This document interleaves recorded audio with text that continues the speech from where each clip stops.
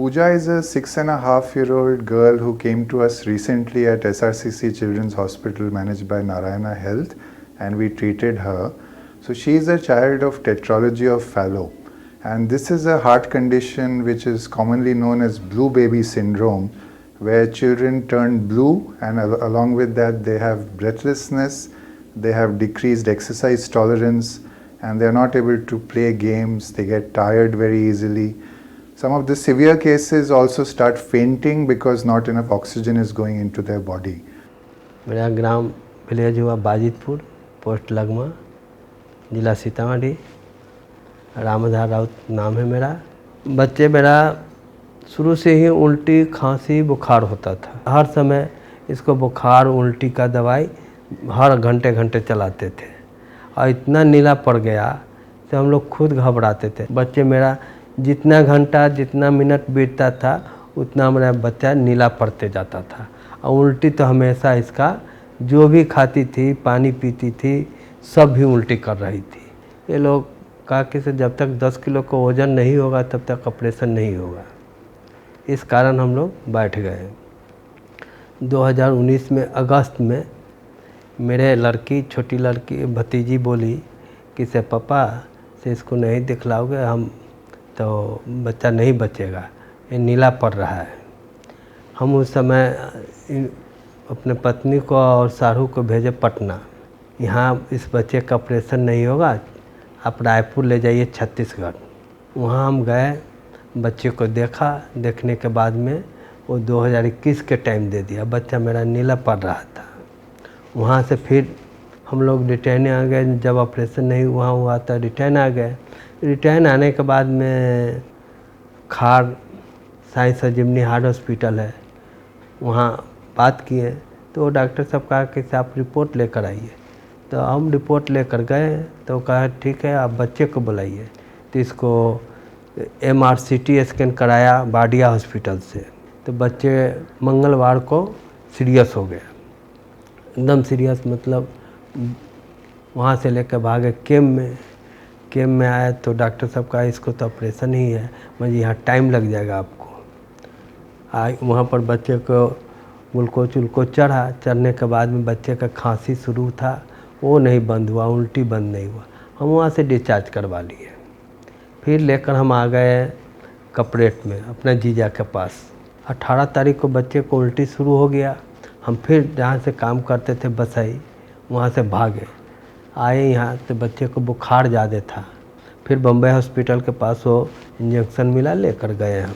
वहाँ लेकर गए तो डॉक्टर बोला कि बच्चे बहुत सीरियस हो गया आपका, इतना पावर का हम इंजेक्शन नहीं लगाएंगे, बड़े अस्पताल में भागिए।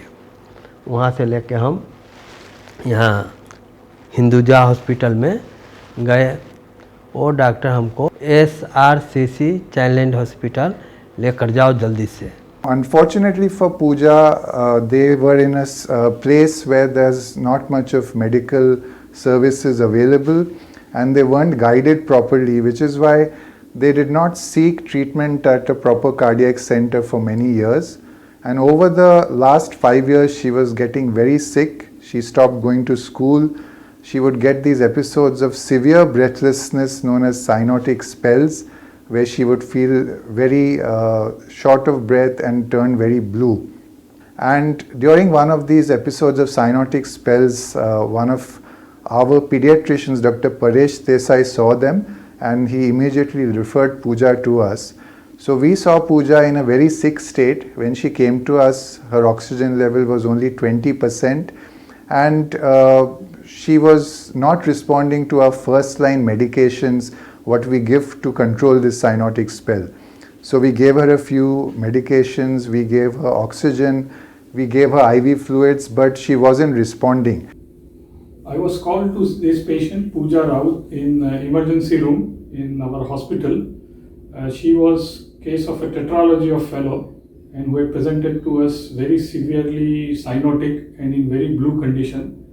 Our usual treatment of cyanotic spell was not successful, and she was in with very low oxygen saturation.